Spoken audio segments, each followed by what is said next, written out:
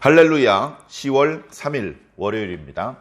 창세기 말씀 30장 25절부터 끝절 43절까지 말씀을 읽고 은혜 나누도록 하겠습니다. 라헬이 요셉을 낳았을 때에 야곱이 라반에게 이르되 나를 보내어 내 고향 나의 땅으로 가게 하시되 내가 외삼촌에게서 일하고 얻은 처자를 내게 주시어 나로 가게 하소서. 내가 외삼촌에게 한 일은 외삼촌이 아시나이다.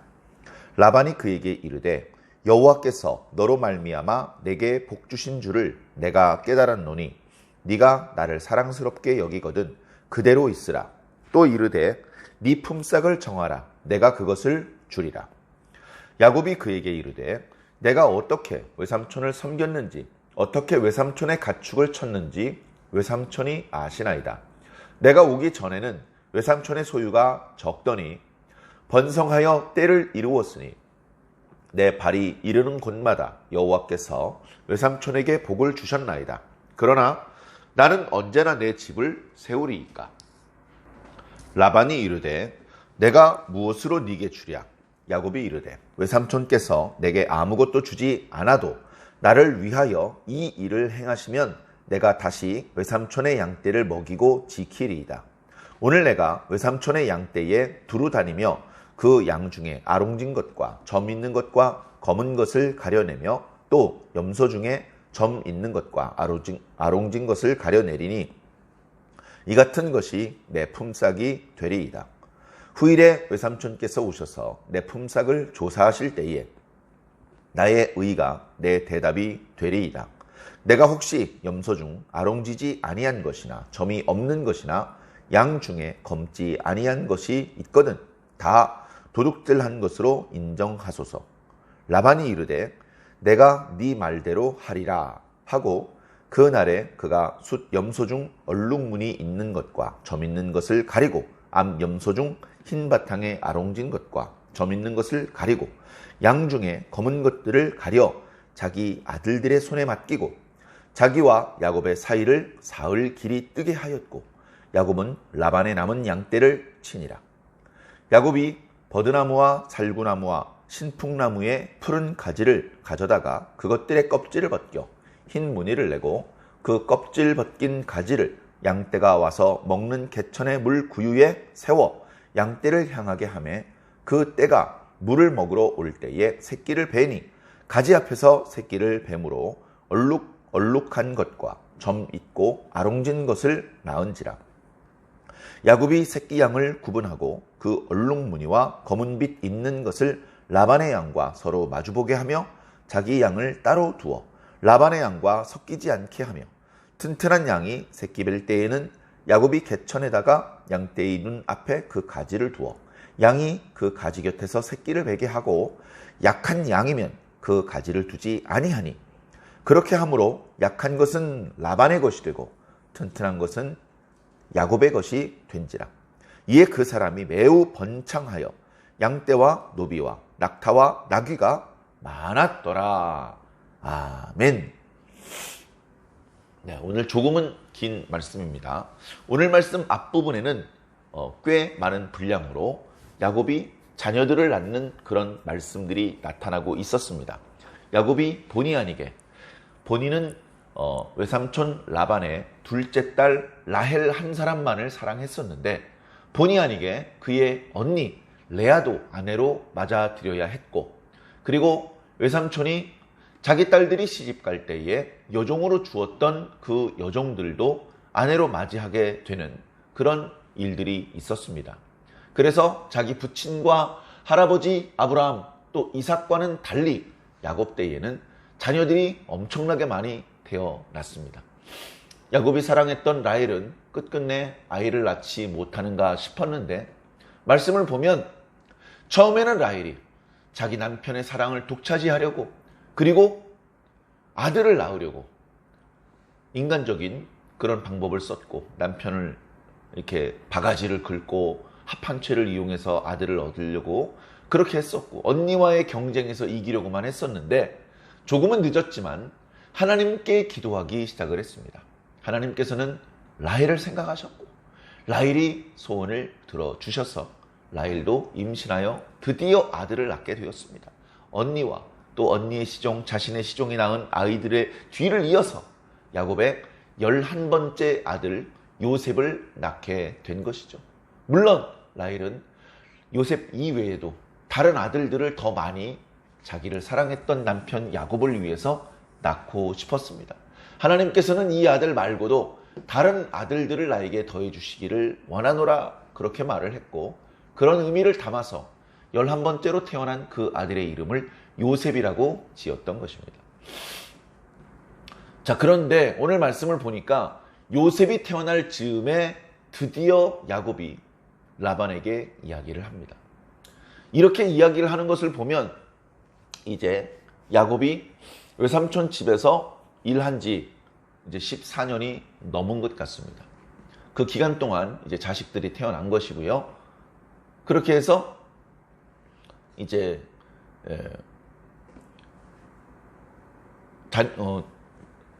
아무 보상 없이 그냥 아내를 얻은 것으로 이제 일해서 이제 다른 양이나 돈으로 받지 않고 아내를 받은 것으로 14년을 특별한 품삯 없이 봉사했죠. 말이 좋아서 봉사했다, 섬긴다라는 말을 쓰는 것이지 사실은 종살이를 한 것입니다. 일은 했는데 양치기의 일이 그렇게 쉬운 일이 아니라는 말씀은 몇 차례 드렸던 것 같습니다. 그렇게 힘들고 또는 위험한 일을 하고 있는데도 불구하고 아무런 품삯을 받지 못했습니다. 한두 달 품삯만 밀려도 실갱이가 일어나는 법인데 14년 동안 아무것도 요구하지 않았죠. 을에 아내를 얻을 때에는 집참금을 내는 법이긴 합니다만 7년치 목자의 품삯을 받지 않을 정도면 너무나 많은 집참금을 지불한 것이나 마찬가지였습니다. 그러나 확실하게 많은 증인들 앞에서 확실히 그 여인들을 자신의 아내로 삼기 위해서 야곱은 그렇게 했었고, 또 그때 상황이 결코 야곱에게 유리한, 야곱이 외삼촌 라반과 많은 사람들 앞에서 대등하게 공정하게 계약을 체결할 수 없는 상황이었기 때문에 스스로 그런 불리한 약속을 했던 것입니다. 이제 그 기간이 찼습니다. 처음에 올 때부터 야곱이 60, 적게 잡아도 60, 많이 잡으면 7, 80 정도 나이가 들었다고 말씀을 드렸는데 지금 거의 90살이 다 되었습니다. 거의. 그래, 자기가 사랑하는 라헬도 드디어 아들을 낳았고, 그래, 라헬이 아들을 낳지 못했으면 그는 처녀나 마찬가지이기 때문에 네가 고향으로 돌아갈 때 아들을 낳지 못한 여자는 두고 가라, 또 이렇게 말할까봐 어쩌면 기다렸는지도 모릅니다. 그러다가 드디어 라헬도 아들을 낳았기 때문에 이제 당당하게 말합니다. 지금 야곱과 라반이 이야기하는 상황 속에서 아무도 듣지 않는 곳에서 조용히 둘만 조용히 속닥거리면서 장막 안에 들어가서 이야기한 것이 아니고, 지금 이런 이야기는 야곱이 의도적으로 식사 자리나 이렇게 라반의 가족이나 또는 그 주변에 증인이 될 만한 사람이 있는 자리에서 얘기를 한 겁니다. 그렇게 하지 않았으면 라반이 또 무슨 반칙을 쓰고 억지를 썼을지 모르기 때문에 그렇습니다. 라반이 못된 사람이고 속이는 사람이고 욕심이 많은 사람이라 할지라도 동네 사람들이 보는 앞에서 드러내놓고 자신의 본색을 이렇게 표현할 수가 그런 상황을 만들어 놓고 야곱이 이야기를 한 것입니다. 외삼촌 라반이시여, 이제 제가 외삼촌과 약속한 14년이 지났습니다. 그러니 이제 저와 여기 있는 제 처자들, 이 처자들은 제가 그냥 우연히 얻은 것이 아니고 일한 보상으로 얻은 것이니까 처자들을 데리고 제 고향으로 돌아갈 수 있게 해주십시오. 아무 돈도 뭐 양떼나 양식이나 의복이나 바라지 않습니다. 그냥 처자를 데리고 제 고향으로 갈 수 있게 해주십시오. 그렇게 이야기를 했습니다. 갈 테면 가라. 난 너 때문에 부자가 됐고 내 재산에 손해가 없으니까 갈 테면 가. 이렇게 할 수도 있고, 너 가는데 처자는 다 두고 가. 그렇게 할 수도 있습니다. 나중에 모세를 통해서 주셨던 율법을 보면 종이 들어올 때에 아내를 데리고 들어오면 종이 나갈 때 아내를 데리고 나갈 수 있게 해줘야 됩니다. 근데 종이 들어올 때에 홀몸으로 들어왔다가 주인의 집에서 살면서 아내와 자식이 생겼어요. 그런데 종이 나가기를 원해요. 아내와 자식은 두고 나가야 됩니다. 모세를 통해서 주셨던 율법이 그래요. 그런데 만약에 종이 나가기를 원치 않고 그는 일정한 기간 동안에만 종살이를 하는 것인데 나는 평생 종살이를 하고 싶습니다. 주인이 좋습니다. 그리고 나가봐야 별 볼 일 없습니다. 그렇게 되면 귀에 구멍을 뚫어서 평생 그 사람의 종이 되는 것을 서약을 하고 그 사람의 종이 되는 그런 규례를 주셨었습니다. 그런 것만 보아도 당시 목동들의 사회에서 종이 들어와서 나갈 때 홀몸으로 들어왔으면 그냥 홀몸으로 나가는 겁니다. 그런 것들을 걱정을 했기 때문에 이렇게 말한 것이죠. 여기 있는 처자는 그냥 제가 아무 대가 없이 얻은 것이 아니고요. 일한 만큼 다른 보상을 받지 않고 외삼촌이 아내로 주셨기 때문에 그 아내로 얻은 것이 있기 때문에 이건 내 겁니다. 데리고 나가겠습니다. 좀 편안하게 갈 수 있게 좀 보내주세요. 남도 아니고 가족인데. 지금 상황이요. 아무 때나 가고 싶을 때 갈 수 있는 상황이 아닙니다. 외삼촌이면 남남도 아니고 가족인데. 근데 거의 노예 계약이 체결되어 있는 그런 노예처럼 그렇게 지금 라반과 야곱의 관계가 설정되어 있습니다. 그 모습을 라반의 자식들과 주변 이웃들이 다 보았기 때문에 의뢰 저 야곱이라는 사람은 라반의 종이다. 사람들 다 그렇게 생각을 했습니다. 자, 그래서 뭔가 이제 요셉이 태어났기 때문에 새로운 좀 변화를 일으켜야 되겠다. 야곱이 오래 고민을 하다가 이런 자리를 마련해서 이야기를 꺼낸 것이죠. 이때 라반이 다른 사람들이 있어서 그랬는지 야곱의 체면을 많이 세워줍니다. 그리고 이때 라반이 했던 말은 그저 체면을 세우기 위한 허풍이 아니고 진심이 묻어나고 있습니다. 뭐라고 말했냐면 아니야 야곱아 가지 마라. 네가 나를 좀 좋게 봐주고 가능하면 그대로 좀 있었으면 좋겠다. 왜? 야곱에게 하나님께서 복을 주셔. 그래서 야곱 덕분에 라반도 복을 받아. 그걸 라반도 느낍니다. 요거 참 좋은 거죠. 아브람 때문에 아브람 주변 사람들이 복을 받습니다. 에스골도 아넬도 마므레도 복을 받습니다. 이삭 때문에 그 주변 사람들이 복을 받습니다. 이삭이 가면 샘물이 터져요. 이삭이 씨를 뿌리면 100배가 결실돼요. 옆에 아비멜렉 사람이 그 블레셋 사람 지도자 아비멜렉이 와서 얘기를 하죠. 아브람 때도 그 얘기를 하더니 그의 자식 때에 와가지고 또 얘기를 합니다. 하나님께서 너와 함께 하시는 것을 우리가 보았다. 하나님께서 너에게 복을 주시는 것을 우리가 보았다. 우리가 다 안다. 한두 번 본 게 아니다. 그런 결과 너희는 도저히 번성할 수 없는 땅에 자리를 잡았는데도 불구하고 팔 때마다 우물이 나고 또 농사가 됐든 목축이 됐든 하나님께서 너희를 번성하게 하신다. 이대로 계속 가다가는 너희들이 너무나 커져서 우리에게 위협이 될 수도 있으니 미안하지만 떠나라. 이렇게 이야기를 할 정도입니다. 우리 사이에 다투지 말자. 평화의 조약을 세우자. 이렇게 말할 정도로 하나님께서 당신의 사람들에게 말로만 복을 준다고 하신 것이 아니고 아주 표신하게 아주 차별적으로 복을 많이 주신 것입니다. 지금 그 복이 야곱과 함께하고 있습니다. 라반의 집도 작은 집이 아니었지만 야곱이 들어온 이후 눈에 띄게 그 수가 증가했습니다. 기르고 있던 양과 염소의 숫자가 비약적으로 증가했습니다. 운이 좋으면 이 정도는 증가할 수 있어. 이런 선을 넘어서 야, 왜 이렇게 갑자기 많아졌지? 왜 이렇게 갑자기 많아졌지? 자기 아들들에게도 양떼를 맡겨보는데 야곱이 이끌고 나간 양떼만 새끼를 많이 낳는 겁니다. 야, 양무리를 바꿔봐. 야곱이 관리하던 양들을 네가 맡아. 네가 맡고 있던 걸 야곱한테 맡겨보자. 그랬더니 무리가 바뀌었는데도 야곱이 관리하는 양떼들이 새끼를 많이 낳는 겁니다. 야, 알았다. 이거 우연이 아니다. 야곱과 하나님이 함께 하신다. 하나님께서 야곱에게 복을 주신다. 야곱이 이끌고 다니는 양떼들은 하나도 죽거나 잃어버리거나 병들거나 또는 새끼를 낳지 못하는 일이 없고 아주 건강하고 살찌고 새끼도 잘 낳는다.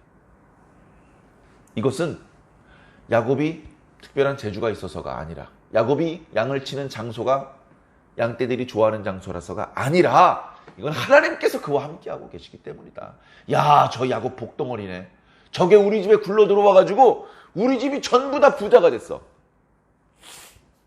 이걸 여태 말을 하지 않고 숨기고 있다가 지금 야곱이 떠나겠다고 하니까 이제서 얘기를 하는 겁니다. 가지 마라. 내가 너 덕분에 하나님께 복을 받고 있는 걸 알고 있다. 그러니 나를 어여삐 본다면 떠나지 말고 그대로 있어라. 그러나 지금까지는 보상하지 않고 그냥 일만 시켰지만 앞으로는 품삯을 정하리라. 네가 요구하는 대로 주겠다. 많은 사람들한테서 얘기를 한 것이죠. 평소에 라반이 얼마나 짠돌이인 걸 아는 사람들이 보았을 때는 라반이 웬일이야 저런 소리를 다 하고. 그런데 품삯을 주게 되더라도 결국 라반과 야곱의 관계가 주인과 노예의 관계라는 것은 변하지 않습니다. 품삯도 주지 않는 노예에서 이제는 품삯을 주는 노예로 바뀌는 것이죠. 그래서 야곱이 거절합니다. 삼촌이 말한 대로 하나님께서 나에게 복을 주셔서 삼촌이 복을 받았습니다. 제가 처음 왔을 때에는 삼촌 집에 가축들이 그렇게 많지 않았습니다. 근데 지금 번성해서 엄청나게 큰 때를 이루지 않았습니까? 예? 그런데 이제 와서 품삯을 준다 그러는데 거절합니다. 왜? 그걸 수락하면 또 종로로 타는 거예요. 언제까지? 무기한. 그것을 야곱이 모르지 않죠. 그래서 그것을 거절하고 그 대신 제가 말씀하신 대로 하신다면 지금까지 품삯을 주지 않은 것에 대해서 제가 항의하지 않겠습니다. 그리고 지금 이렇게 한 대로 해주시면 그것을 저희 품삯으로 하겠습니다. 그러니까 한 달에 양 몇 마리 이런 게 아니고 야곱이 조금은 색다른 제안을 하는 것입니다. 제가 삼촌의 양떼들을 돌보다 보니까 양들 중에 점 있고 얼룩얼룩한 녀석들이 조금 있더라고요. 염소 중에도 그렇게 줄무늬가 있고 이런 녀석들이 좀 있더라고요. 보기도 흉하고 상품 가치도 없는데 그러면 양떼들 중에서 그렇게 점 있고 얼룩 있는 녀석들을 제 양으로 하겠습니다.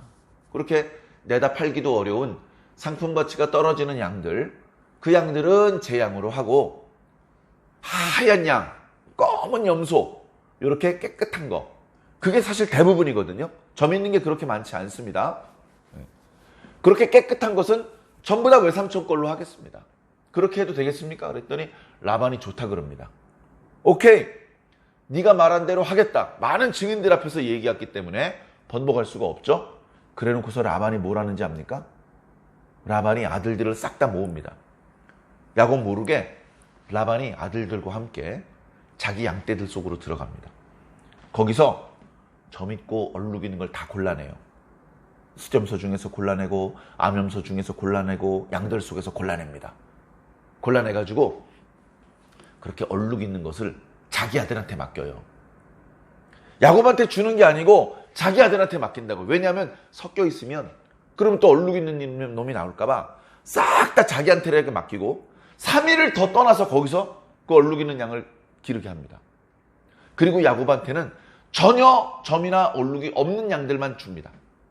그래서 야곱은 그 나머지 양들만 관리를 하게 됩니다. 분명히 라반이 자기가 가지고 있는 양떼들 중에서 철저히 조사를 해서 점이 없는 깨끗한 양과 염소만 야곱에게 맡겼어요. 그런데 웬일입니까?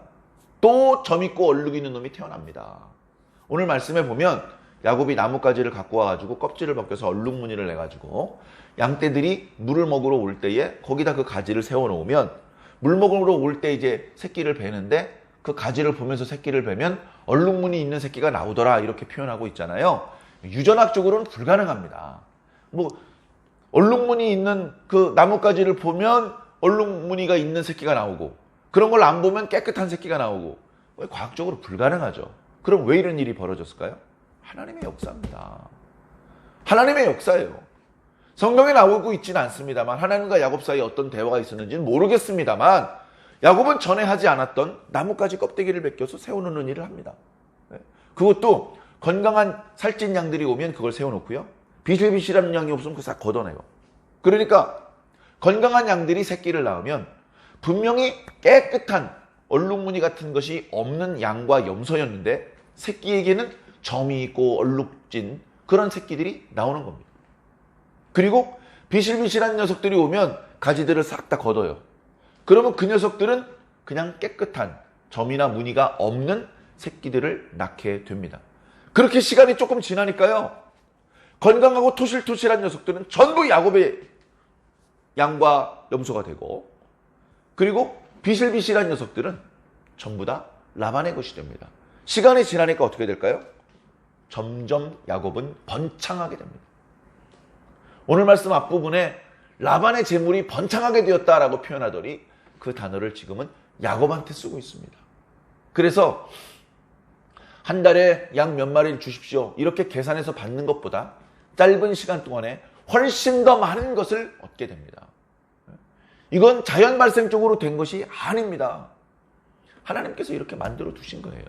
그래가지고, 야, 너 왜 이렇게 양과 염소가 많냐? 야, 너 내 양들 도둑질해 갔냐? 와서 검사해 보면 야곱이 기르고 있는 양들은 전부 다 얼룩지고 점 있고 그런 양들만 있는 겁니다. 야곱이 그런 새끼들이 태어날 때마다 따로 골라내가지고요, 자기 아들 루벤, 시므온, 레위한테 맡깁니다. 걔네들은 이제 컸잖아요. 조금 10대를 넘어 20대가 돼가고 있으니까 그 녀석들한테 맡깁니다. 그런 식으로 점점점 야곱 개인의 소유의 양과 염소가 점점 많아집니다. 야곱은 항상 점과 얼룩무늬가 없는 깨끗한 양과 염소만 기릅니다. 그건 라반의 겁니다. 그런데 나중에 와서 보면 비실비실한 놈들만 라반의 거예요. 이 말씀은 뭡니까? 결국 이제 하나님의 축복의 무게중심이 라반에게까지 가지 않고 야곱에게 집중된다는 말씀입니다. 결국 라반은 점점 파리하고 허약해지게 될 것이고, 야곱은 점점 부흥하고 번성하게 될 것을 말씀해주고 있는 것이죠. 이게 시간이 지나갈수록 점점 심해져서 나중에는 라반의 재산이 거의 절반 이상 야곱에게 넘어가는 그런 사태가 벌어집니다. 그래서 이어지는 말씀을 보면 라반과 그의 아들들이 야곱을 쳐다보는 표정이 달라져요. 저 도둑놈 새끼, 우리 재산을 다 뺏어갔다. 그런데 항의할 수도 없는 것이 많은 사람들 앞에서 약속한 대로 한 것뿐이었거든요. 도대체 저 녀석이 어떤 수를 썼는지는 모르지만 결국 우리의 재산은 점점 쪼그라들고 야곱의 재산은 점점점 많아져서 일꾼들도 야곱한테 붙어서 일을 한다. 야곱이 품삯도 많이 주고 야곱이 기르는 양떼, 염소떼들은 새끼를 잘 나니까 다 사람들이 그리 붙었다. 요새 야곱이 돈이 많아가지고 약떼도 기르고 있대. 그런 얘기를 들으면서 질투를 하는 그런 모습이 뒤에 나오죠. 자, 어찌되었건 야곱이 정말 오랫동안 그 분노를 참고 기다렸습니다. 어찌 보면 삼촌과 약속했던 14년이 지나기를 기다렸고, 또 다른 측면에서는 자기가 사랑하는 아내 라헬이 자식을 낳기를 기다렸습니다. 그리고 하나님께서 이제 자기 집을 세울 수 있도록 해주시기를 기다렸습니다. 라반의 집은 번성하지만 야곱은 그 라반 밑에서는 자기 집을 세울 수가 없습니다. 자기 가문을 일으킬 수가 없습니다. 그건 하나님의 뜻이 아니잖아요. 그래서 하나님께서 지혜를 주시고, 하나님께서 야곱의 눈물을 닦아주시고, 야본의 속상한 마음을 위로해 주시고, 야곱에게 보상해 주시는 겁니다. 야곱아, 지금 양떼들이 이렇게 많아졌지? 근데 너는 사실은 지난 14년 동안 정말 열심히 일했다. 라반은 너에게 보상해 주지 않았지만 나는 너에게 보상해 준다. 라반은 너를 이용해 먹으려고만 하지만 나는 너에게 복 주기를 원한다. 나는 너와 약속한 대로 안전하게 그리고 큰 때를 이루어서 네 고향, 네 부친의 땅으로 돌아가게 할 것이다. 내가 너를 떠나지 않을 것이다. 내가 너에게 복을 줄 것이다. 아무도 너를 해치지 못하게 할 것이다. 이런 약속과 위로의 말씀을 어쩌면 아브라함 고민할 때마다 하나님께서 찾아와서 말씀해 주셨던 것처럼 이삭에게도 그리고 야곱에게도 말씀을 해 주셨을 것입니다. 그래서 삼촌에게 모욕을 당하고 억울한 일을 당하고 집에 들어오면 아내들끼리 다투는 상황이 있었음에도 불구하고 야곱은 우리가 흔히 하는 말로 멘탈이 붕괴되지 않고 여전히 건재할 수 있었습니다. 그래, 인간적으로는 하나님이 없었다면 내가 미쳐버릴 수밖에 없는 그런 답답한 상황이지만 나에겐 하나님이 계셔. 하나님께서 이 상황을 다 알고 계셔. 그리고 하나님의 약속은 변경되지 않아. 지금은 조금 힘들지만 결국 하나님께서 약속하신 대로 해 주실 거야. 난 그때까지 기다리기만 하면 돼. 하나님께서 나머지는 다 해 주실 거야. 그런 믿음이 있어서 여기까지 왔고 지금 라반하고 대화를 하는 상황 속에서도 담당할 수 있었고 결국 원하는 것을 다 얻어낼 수 있었던 것입니다. 사랑하는 성도 여러분, 우리도 일상을 살면서 답답한 경우 정말 많습니다. 내후 외환, 이리 가도 힘들고 저리 가도 힘들고 어디 마음 편하게 쉴 수 있는 그런 시간과 장소마저 없는 것 같은 그런 어려운 순간도 가끔은 있습니다. 그럼에도 불구하고 아무것도 없는 그 순간에도 우리에게는 하나님이 계십니다. 우리는 하나님의 이름을 부를 수 있고 하나님께 기도할 수 있고 하나님께서 우리에게 주셨던 약속의 말씀을 이루어 달라고 전에 하나님께서 당부하시고 전에 하나님께서 약조하신 대로 해달라고 요청드릴 수 있는 그런 권리가 있습니다. 사랑하는 성도 여러분, 힘들어도 낙심하지 마십시오. 하나님 힘들지 않게 해주십시오 라는 기도는 들어주지 않습니다. 힘들게 되죠. 그러나 힘들게 되더라도 하나님께서 지켜주시고 건져주시라는 기도를 올리면 하나님께서 그대로 해주시는 것입니다. 오늘까지 연휴입니다. 편안하게 쉬셨다가 그러나 또 내일부터는 조금은 버거운 일상이 다시 시작됩니다. 그럼에도 불구하고 흔들리거나 낙심하지 마시고 어려움 중에서도 여유와 또는 미소를 잃지 말고 여전히 하나님과 소통하면서 그 답답한 상황 속에서도 지혜롭게 빠져나오시고 역시 하나님께서 살아계시구나, 하나님의 지혜가 탁월하시구나, 하나님의 능력이 월등하시구나 라고 고백하면서 이기고 또 이기는 주의 백성으로 살아주시기를 예수님 이름으로 간절히 축원합니다. 아멘.